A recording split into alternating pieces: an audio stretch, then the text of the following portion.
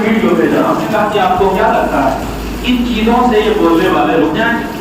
آپ کو کیا لگتا ہے ان چیزوں سے وہ انسان جو اتنی شدت کے ساتھ منائے جانے والے محرم کے خلاف بولنے کا حوصلہ کیا ہے، آپ کو کیا لگتا ہے کہ وہ رک جائے گا؟ ایسا نہیں ہے۔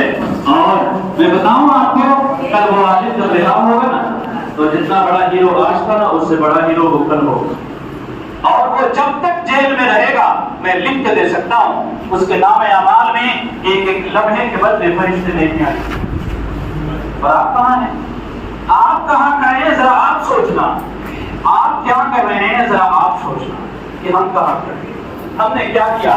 گویا آپ یہ پیغام دینا چاہتے ہیں کہ مولوی تم نماز پڑھنے کے لیے کہتے ہو ٹھیک ہے، لیکن جو کچھ ہم غلط کر رہے ہیں تم اس کے خلاف نہیں بولو۔ تم روزہ رکھنے کے لیے کہتے ہو ٹھیک ہے، لیکن جو کچھ ہم غلط کر رہے ہیں تم اس کے خلاف نہیں بولے ہو۔ ہم جب تمہیں بلاتے ہیں تو ہم جو کچھ غلط کرتے ہیں تم کو قرآن و حدیث سے ڈھونڈ کر دلیل لانا ہوگا کہ تعزیہ داری صحیح ہے، ناچنا صحیح ہے، گانا صحیح ہے، شراب پینا صحیح ہے۔ یہ قوم یہ پیغام دینا چاہتی ہے، لیکن ان تمام چیزوں کو دیکھ کر، ان تمام واردات کو دیکھ کر ایک بات تو ذہن میں ضرور آتی ہے کہ اس قوم پہ بہت زیادہ محنت کی ضرورت ہے، اس قوم کو بہت زیادہ تبلیغ کی ضرورت ہے، اس قوم کو حد سے زیادہ اصلاح کی ضرورت ہے۔ تو میں یہ بات گزار آپ کے گوش گزار کرنا چاہتا ہوں کہ آپ اگر یہ سوچتے ہیں کہ ہم نہیں مانیں تو یہ آپ کی قسمت ہے، اور آپ یہ سوچتے ہیں کہ اگر اس سے بولنے والوں کے حوصلے پست ہو جائیں گے تو یہ آپ کی غلط فہمی ہے۔ ہم اس وقت تک بولیں گے جب تک آپ کی اصلاح نہیں ہو جائے، جب تک ہماری آواز باقی ہے اس وقت تک پیغام شریعت ہم آپ کو پہنچا دے، چاہے ایک بھی بندہ کوئی عمل نہ کرے، اس لیے کہ ہم طاقت حاصل کرتے ہیں میدان کربلا سے کردار حسین۔ امام حسین نے کوئی بھی نہیں مانا 72,000 میں سے، پھر بھی امام حسین نے تبلیغ کی، سب کچھ قربان کر دیا، پھر بھی امام حسین نے تبلیغ کی۔ حسین کے نام پر کھڑا ہونے والا اتنا کمزور تو نہیں ہوگا کہ آپ کے تھوڑے سے دھمکی سے دمک جائے گا، ڈر جائے گا۔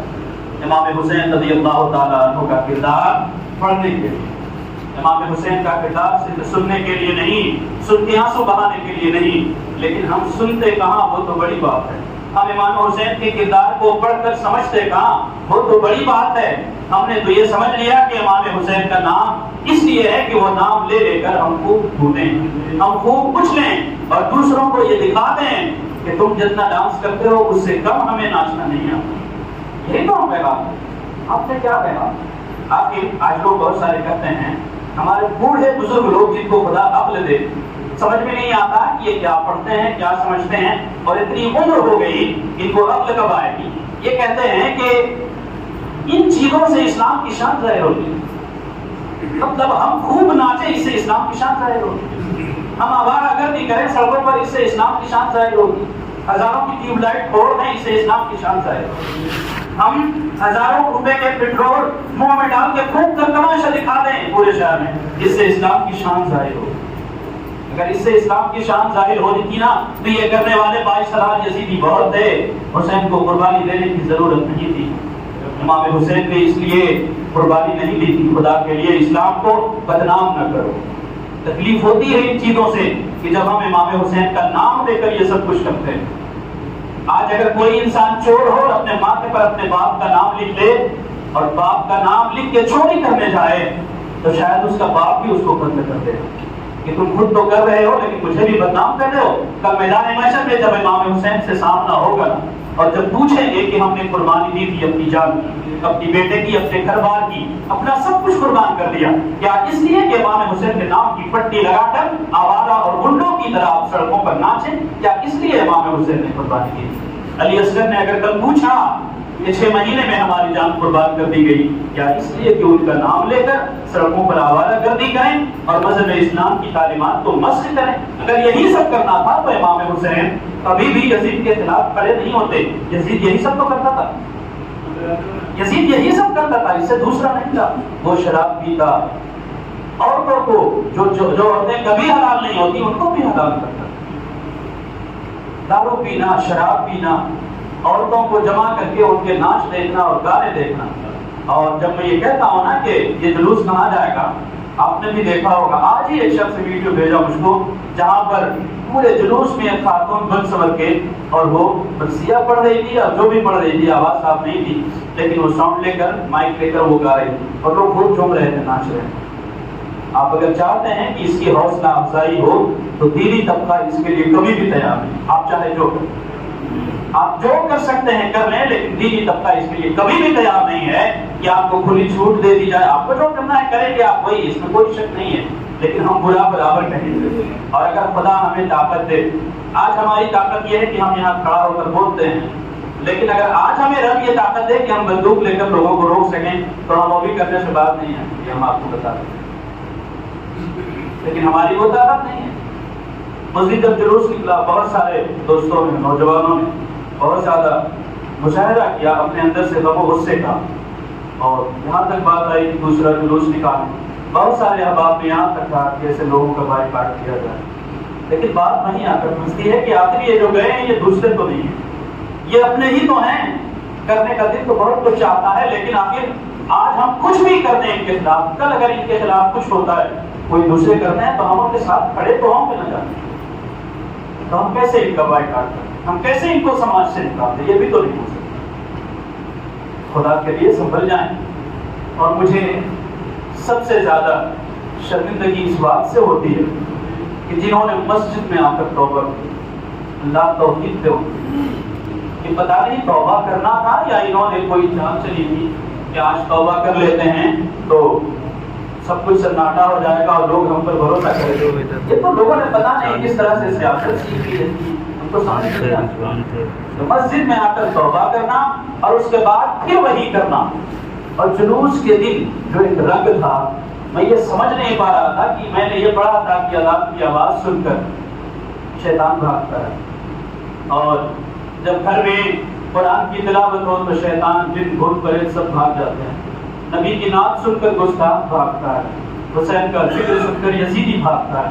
پورے جلوس میں ایک گروپ ہم سے آگے آگے بھاگتا رہا، بہت کوشش کی قریب آ جاؤ، لیکن بھاگتا رہا۔ کس چیز سے آپ بھاگ رہے ہیں؟ کس چیز سے آپ بھاگ رہے ہیں؟ ہم بہت زیادہ بدصورت ہیں، یا ہم آپ کے ساتھ بیٹھنے لائق نہیں، یا ہمارا آپ کے ساتھ رہنا مناسب نہیں ہے، یا یہ کہ ہم کوئی ایسا کام کر رہے ہیں جس سے دور رہنے کا ہو، پیدا دور ہو جاؤ ان سے، یہ بہت گندے لوگ ہیں۔ شاید آپ یہی پیغام دینا چاہتے ہیں کہ تم بہت گندے ہو، شاید آپ یہ پیغام دینا چاہتے ہیں کہ تم اس لائق نہیں ہو کہ ہم تمہارے ساتھ بیٹھیں، تمہارے ساتھ چلیں۔ یہ کس چیز سے آپ بھاگ رہے ہیں؟ آپ کو اندازہ بھی ہے یہ جوش جوانی تو بہت جلدی ختم ہو جائے گی میرے دوستوں۔ اور واقعتاً اگر ہم ایک بار بھی یہ سوچ سکتے کہ آپ ہمارے غیر ہیں نا، تو پھر وہ کارروائی ہوتی کہ آپ کو اندازہ ہو جاتا آپ کو اندازہ کہ کیا کچھ ہو سکتا ہے ان مسجدوں کے محرابوں سے۔ اور اگر آپ کو اندازہ نہیں ہو تو ابھی ہمارے مختار بھائی سے پوچھ لیجیے، کرکٹ میں ایک معاملہ ہوا اور وہ کس طرح وہ بندہ مجبور ہو گیا کہ اس سے کچھ بھی نہیں بن پڑا۔ مسجد کے محراب کی وہ طاقت ہے کہ آپ کتنے بڑے بھی لاٹ صاحب ہو گے نا، آپ کو ناک رگڑ کے معافی مانگنا پڑے گا سڑک پر سب کے سامنے، لیکن ہم یہ نہیں چاہتے۔ ہم چاہتے ہیں کہ آپ سمجھ جائیں، آپ سمجھیں کہ دین کی بات کی جا رہی ہے، ہم آپ کے دشمن تو نہیں۔ آپ کو کیا لگتا ہے پورے لاتے اور جتنے مولوی جو سب نے سب پاگل ہو گئے ہیں، سب کو پکڑ کے پاگل نہ بھیج دو، ان کو سمجھ میں نہیں آتا؟ یا پھر یہ اعلان کر دو کہ تم لوگ گمراہ ہو گئے ہو، نماز ہم پڑھائیں گے، اذان ہم دیں گے، امامت ہم کریں گے، جنازہ ہم پڑھائیں گے، تم لوگ سب ہٹو اس لیے کہ تم لوگ سب گمراہ ہو۔ اعلان کر دیجیے آج ہی سے، اور وہ نوجوانوں سے میں گزارش کرتا ہوں کہ آ جائیے، آج ہی سے شروع کر دیجیے، جمعہ ہی سے شروع کر، اس لیے کہ اگر ہم دین کا پیغام دے رہے ہیں اور یہ جانتے ہوئے بھی یہ سچ ہے دین کا پیغام، اور اب پھر بھی آپ نے بائیکاٹ، پھر بھی آپ دور بھاگے، تو آپ کو توبہ کرنا چاہیے، آپ کے ایمان میں خرابی ہے۔ اور اگر آپ کو لگتا ہے کہ نہیں یہ دین کی بات نہیں کر رہے، کچھ اور کر رہے ہیں، تو پھر آپ کی ذمہ داری ہے کہ آپ ہم کو پکڑ کے کنارے کرو، تو ممبر پر رہنے کے لائق نہیں۔ بہت سارے لوگ بات کر رہے ہیں علاقوں میں، یہاں تک ہم کو کل ایک صاحب کہنے لگے کہ حضرت آپ لوگوں کے بارے میں بات ہو رہی کہ ان لوگوں کو وہابیوں سے پیسہ مل رہا ہے، اور سارے مولویوں کو پیسہ دے کے انہوں نے ان کا منہ بند کر دیا، پورے لاتے کے مولوی بک گئے۔ اور ہمارے گھر جا کر دیکھیں، آپ ہم نے بنگلے بنا لیے، گاڑیاں خریدی، آپ کے یہاں 10-12 ہزار کی تنخواہ پر کام کرنے کی ضرورت کیا ہے؟ لیکن اس سے کوئی مسئلہ نہیں، مسئلہ صرف اس سے ہے، آپ کو جو کہنا ہے کہیں، جو کرنا ہے کریں، لیکن تکلیف صرف اس بات سے ہوتی ہے کہ جب ہم دین کی بات کرتے ہیں تو ہمارا اپنا کہا جانے والا انسان ہم سے دور بھاگتا ہے. جب ہم اللہ رسول کا نام لیتے ہیں، جب ہم نبی کی نعت پڑھتے ہیں تو اس طرح سے بھاگتا ہے جیسے ہم اذان دے رہے ہوں اور شیطان ہے جو بھاگتا چلا جا رہا ہے. ان سب چیزوں کے بارے میں سمجھ میں نہیں آتی بات. اور جب ہم دیکھتے ہیں نا آج کہ بہت ساری چیزیں ہیں جس کی وجہ سے وہ اس دن جتنے جذبات میں لوگ تھے اور بہت سارے فیصلے کی بات کر رہے تھے، ان تمام چیزوں کو ملتوی کرنے کی وجہ دوسری بھی بہت ساری چیزیں ہیں. ملک کے حالات جب ہم دیکھتے ہیں، تنام پوچھ کر جب ٹرینوں میں لوگوں کو گولیاں مار دی جاتی ہیں، اور جب لوگ فائنل سولوشن کی بات کرتے ہیں بالکل ٹی وی چینلوں پر، اور آپ پڑھے لکھے لوگ ہیں، آپ دوسری جنگ عظیم کی تاریخ پڑھیے گا، فائنل سولوشن کا لفظ کس نے استعمال کیا تھا اور اس کے بعد کیا ہوا، آپ کو اندازہ ہو جائے گا کہ یہ لفظ اپنے آپ میں کتنا خطرناک ہے. کہنے کو تو اس کے بہت سارے لوگ دفاع کر رہے ہیں اور بہت ساری چیزوں کو اس سے جوڑ کر دکھا رہے ہیں، لیکن یہ لفظ اپنے آپ میں اتنا خطرناک ہے کہ آپ اس کا اندازہ نہیں لگا سکتے. اگر اس کو سمجھنا ہے تو آپ کو دوسری جنگ عظیم کی تاریخ پڑھنی ہوگی. یہی وہ لفظ ہے جس سے اعلان کے بعد نازیوں نے یہودیوں کو پوری طرح سے ختم کیا. یہی وہ لفظ فائنل سولوشن. جب ہندوستان میں مسلمانوں کے لیے فائنل سولوشن کی بات ہوتی ہے، جب نام پوچھ کر لوگوں کو قتل کیا جاتا ہے، گولیاں مار دی جاتی ہیں، اور کوئی اور نہیں جس پر ہم حفاظت کی ذمہ داری ڈالتے ہیں قانون کا محافظ ہو کے، جب ہمارے خلاف اس طرح کی باتیں کرتا ہے، حرکتیں کرتا ہے، جب دین کی بات کرنے والے، جب دین تشخص رکھنے والے لوگوں کو دوڑا کے مارا جاتا ہے، تو اس وقت واقعی یہ دل نہیں چاہتا کہ ہم اپنی جماعت سے کچھ لوگوں کو بائیکاٹ کریں، ورنہ آپ کو مسجد اور ممبر و محراب کی طاقت سمجھنا ہے. خدا کے لیے ہوش میں آئیں، اور ان سے زیادہ ہوش میں آنے کی ضرورت ہے ہمارے بزرگوں کو. آپ جو یہ سمجھتے ہیں کہ ہماری ساری ذمہ داریاں ختم ہو گئیں، ہم نے اپنا سب کچھ کر لیا، کل میدان محشر میں نہیں بچیں گے آپ. کل جب سوال ہوگا، اللہ کے رسول کا فرمان ہے کلکم راعٍ وکلکم مسئول، کہ تم میں سے ہر شخص ذمہ دار ہے اور ہر شخص سے سوال ہوگا. اگر کسی کا بیٹا 20 سال 22 سال کا بیٹا اگر آوارہ ہے تو کیا لگتا ہے 2 دن میں آوارہ ہوا؟ شروع سے آوارہ تھا، تب آوارہ ہوا. اور کل اس وجہ سے باپ ضرور جہنم میں جائے گا کہ تم نے اپنے بچے کی تربیت کیوں نہیں سیکھی. اور اس کے لیے میں پوری ذمہ داری کے ساتھ کہتا ہوں، اگر آج کوئی بیٹی آوارہ ہے تو صرف یہ نہیں کہ وہ بیٹی آوارہ ہے، اس کے لیے اس کی ماں، اس کی بہن، اس کا بھائی، اس کا شوہر، اس کا باپ سب ذمہ دار ہیں. اور اس طرح کی روایتیں ملتی ہیں کہ کل میدان محشر میں ایک عورت 4 مردوں کو جہنم میں لے کے جائے. صرف عورت نہیں، ایسے مرد بھی ہوں گے جو اپنے ساتھ کئی لوگوں کو جہنم میں لے کر جائیں. جب بوڑھا باپ سیلون میں بیٹھ کر بالکل کہتا ہے نا کہ سب کچھ صاف کر دو، ایک دم آئے دن دوسرے تیسرے دن داڑھی چھلا کے آتا ہے نا، تو بیٹا بھی پھر ویسا ہی ہوتا ہے. ہمیں تو شرم آتی ہے دیکھ کر، ہمارے بہت سارے لوگ نمازیوں میں بھی ایسے ہیں جو بوڑھے ہو گئے، صحیح سے کھڑا نہیں ہو سکتے، لیکن آج تک ان کو یہ پسند نہیں ہے کہ ہم داڑھی سٹائیں. بہت سارے لوگ جو سب کچھ کر بیٹھے، بچوں کی شادیاں کر لی، بیٹیوں کی شادی کر لی، پورے بچے سب سیٹل ہیں، ان کے بعد بھی ان کو نماز کی توفیق نہیں ہوتی. حالانکہ نماز تو 12 سال کی عمر سے فرض کیا آپ پر، آپ نہیں پڑھے، بہانہ بازی کرتے رہے، یہ نہیں کرنا ہے، وہ کرنا ہے، ابھی فرصت نہیں ہے، موقع نہیں ہے. اب سب کچھ کر لیا پھر بھی توفیق نہیں ملتی. جب تک آپ کوشش نہیں کریں گے آپ کو توفیق نہیں ملے گی. اور اگر آپ نماز نہیں پڑھتے، آپ کا وقت گزر جاتا ہے نا، تو آپ کو سوچنا چاہیے یہ کیا ہوا کہ جس کی وجہ سے ہمیں رب تبارک و تعالیٰ توفیق نہیں دیتا. ایسا نہیں ہے کہ جو لوگ نماز پڑھتے ہیں، مان لیجیے ہم امام ہیں، ہمارا کام مسجد میں، بہت سارے لوگ جو نمازی ہیں نماز پڑھتے ہیں. ہمیں ایک بات بتائیے کہ آپ ایک سروے کریے کہ جو لوگ شروع سے نمازی ہیں، جو لوگ شروع سے نمازی نہیں، جن لوگوں نے شروع سے اپنے اوپر نماز کو لازم قرار دیا، کیا وہ آپ سے کسی فیلڈ میں پیچھے رہ گئے نماز کی وجہ سے؟ اور جن لوگوں نے نماز نہیں پڑھی، وہ کیا نماز چھوڑنے کی وجہ سے کسی فیلڈ میں سب سے زیادہ ترقی کر گئے؟ اگر ایسا ہے تو مجھے بتائیں. میں آپ کو چیلنج کرتا ہوں، آپ سارے عوامل کو سامنے رکھیں، سارے فیکٹس کو سامنے رکھیں، اس کے بعد ایک سروے کریں. میں آپ کو پہلے سے رزلٹ بتاتا ہوں کہ جواب یقیناً نفی میں آئے گا. نماز پڑھنے والے زیادہ کامیاب، روزے رکھنے والے زیادہ کامیاب، دینی تشخص رکھنے والے، دین سے قربت رکھنے والے نہ صرف زیادہ کامیاب ہوئے بلکہ اللہ تبارک و تعالیٰ نے دنیا میں بھی اور دین میں بھی ان کو زیادہ عزت عطا فرمائی. بہت سارے لوگ ابھی آ رہے ہوں گے، آپ کو کیا لگتا ہے جو لوگ شروع میں آ گئے مسجد میں اور جو ابھی آ رہے ہیں، ان دونوں میں سے کم 10-20 ہزار کا فاصلہ تو ہو ہی جائے گا. جو ابھی آ رہے ہیں وہ 2 لاکھ روپیہ کما کے آ رہے ہوں، 10-20 ہزار بھی کما کے آ رہے ہوں گے اللہ کے بعد، اور جو شروع میں آ گئے ان کا 10-20 ہزار تو نقصان ہو گیا۔ اگر ایسا نہیں ہے تو پھر ہم یہ کیوں غفلت برت رہے ہیں؟ ہم یہ کیوں نہیں ان چیزوں پر توجہ دیتے؟ بیٹھ کر پان دکان پر، چائے دکان پر ساری باتیں ہم کر لیتے ہیں، مسلمان مارا جا رہا ہے، مسلمان کاٹا جا رہا ہے، مسلمان نہیں مارا جا رہا ہے۔ اگر یہ جملہ آپ کو ہضم ہو تو یقیناً ایک سچا مسلمان کبھی بھی پریشان نہیں۔ سچا مسلمان اگر کفرستان کے انجمن میں بھی ہو، سچا مسلمان اگر برہمنوں کے گھر میں بھی ہو، سچا مسلمان اگر فرعون کے گھر میں بھی ہو تو رب تبارک و تعالیٰ اس کی پرورش کرتا ہے۔ حضرت موسیٰ کی پرورش کہاں ہوگی؟ فرعون کے گھر میں، جس نے کہا تھا میں خدا ہوں، جس نے کہا تھا کہ میں اس بچے کو پیدا نہیں ہونے دوں گا جو ہمارے تخت کو الٹے گا، لیکن رب نے دکھا دیا کہ تمہاری کیا اوقات ہے، میں چاہوں تو وہی بچہ تمہارے گھر میں پرورش پائے۔ حضرت ابراہیم کے وقت بھی نمرود نے کہا تھا کہ میں اس بچے کو پیدا نہیں ہونے دوں گا کہ جو ہمارے تخت کو الٹے گا، لیکن رب نے یہ دکھا دیا کہ تمہارے گھر کے محافظ کے ہاں وہ بچہ پیدا ہو اور تمہارے تخت کو بنا۔ آپ کو کیا لگتا ہے دین ہمیں پیچھے لے جاتا ہے؟ آپ کو کیا لگتا ہے دین دار لوگ پچھڑے ہوئے رہ جاتے ہیں؟ نہیں، آپ دین سے جڑیں، اللہ تبارک و تعالیٰ دنیا میں بھی ترقی عطا فرمائے گا اور دین میں بھی ترقی عطا فرمائے گا۔ گزارش یہی ہے میرے دوستوں کہ خدا کے لیے سمجھیں ان باتوں کو کہ کوئی اگر دین کا نام لے کر آپ سے کوئی بات کرنا چاہ رہا ہے تو اس میں کچھ تو سچائی ہے، کچھ تو صداقت ہے، کچھ تو ہے جس کو سننے کی ضرورت ہے، عمل کرنے کی ضرورت ہے۔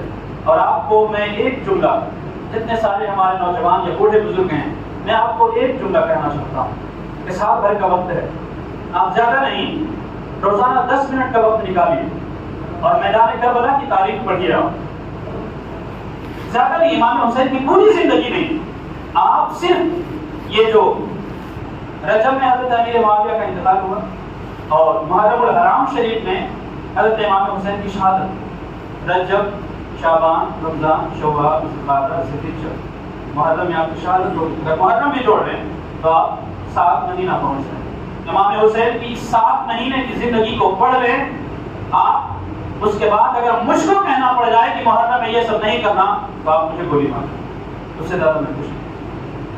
لیکن پڑھیں تو آپ امام حسین کو، پڑھیں تو آپ میدان کربلا کو کہ ہے کیا امام حسین کا نام نہیں معلوم، امام حسین کا لقب نہیں معلوم، تاریخ پیدائش نہیں معلوم، امام حسین کی تاریخ شہادت نہیں معلوم، امام حسین کے باپ کا نام، بھائیوں کا نام، امام حسین کی اولاد کا نام، بیویوں کا نام، یہ سب کچھ نہیں معلوم۔ ہمیں امام حسین کا نام لے کر صرف کودنا ہے، ہمیں صرف ناچنا ہے۔ یقیناً یہ امام حسین نہیں کروا رہے۔ آپ کے ساتھ جو شیاطین ہیں، کچھ تو وہ شیاطین ہیں جو حضرت آدم علیہ السلام کو جنت سے نکلوایا تھا، اور وہ ہے ساتھ میں ہمارے ساتھ ابلیس ہے، اور کچھ انسانی شکل میں بھی ابلیس ہیں جو ہمیں بہت طرح کے دلاسے دیتے ہیں، ہمیں سمجھاتے ہیں ایسے جملے جو ہم نے سنے محرم الحرام شریف میں۔ کوئی بھی کہتا ہوگا مجھے فرق نہیں پڑتا، آپ کو تکلیف ہوگی تو ہو۔ جو لوگ یہ کہتے ہیں نا قوالی بجانے سے اور میوزک بجانے سے بچوں کو جوش آتا ہے، ایسے جوش پر رب کی لعنت ہو۔ کوئی کہے کہ ہم کو شراب پی کر جوش آتا ہے، کوئی کہے گا کہ ہم کو آپ مسجد میں بالکل جو ایسے کہ گانا پڑھیے آپ نماز میں تو ہم کو نماز پڑھنے میں مزہ آئے گا، تو یہاں گانا نہیں بجتا، آپ کو مسجد سے باہر کریں۔ آپ اگر یہ کہتے ہیں نا کہ میوزک سن کر بچوں کو جوش آتا ہے، تو میں ایسی سوچ پر اور ایسی جوش پر دونوں پر لعنت بھیجتا ہوں، اور اسلام کا ایسی سوچ سے کوئی طرح نہیں۔ کوئی بھی آپ دین کی سمجھ نہیں رکھتے تو آپ دینی رہنما مت بنیے۔ آپ اگر دین نہیں جانتے تو آپ دین کے بارے میں کمنٹ مت کیجیے۔ اگر آپ کو شریعت کی بات کا پتہ نہیں ہے تو آپ شریعت کی طرف سے کھڑے ہو کر آپ بات مت کریں۔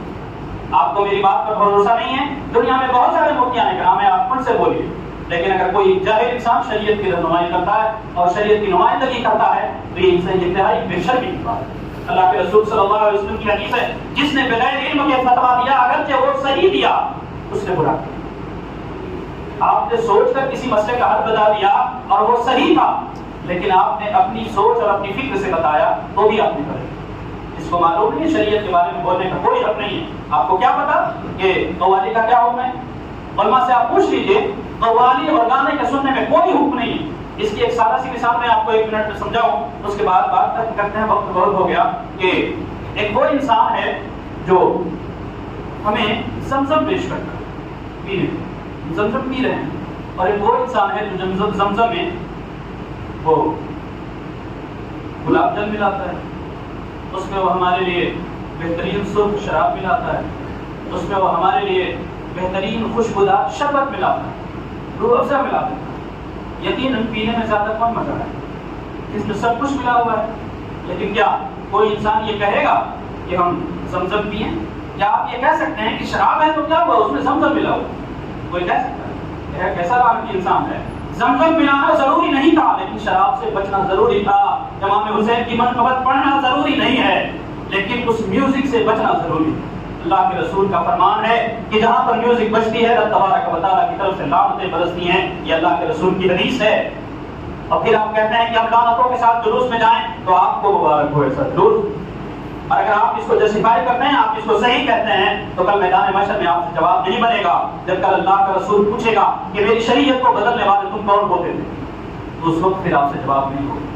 اگر آپ حلال سمجھتے ہیں میوزک والی وادی کو، تو آپ کو توبہ کرنا ہوگا۔ اللہ تبارک و تعالیٰ ہم تمام لوگوں کو دین کی صحیح سمجھ کی توفیق عطا فرمائے، دین کے ساتھ چلنے کی توفیق عطا فرمائے۔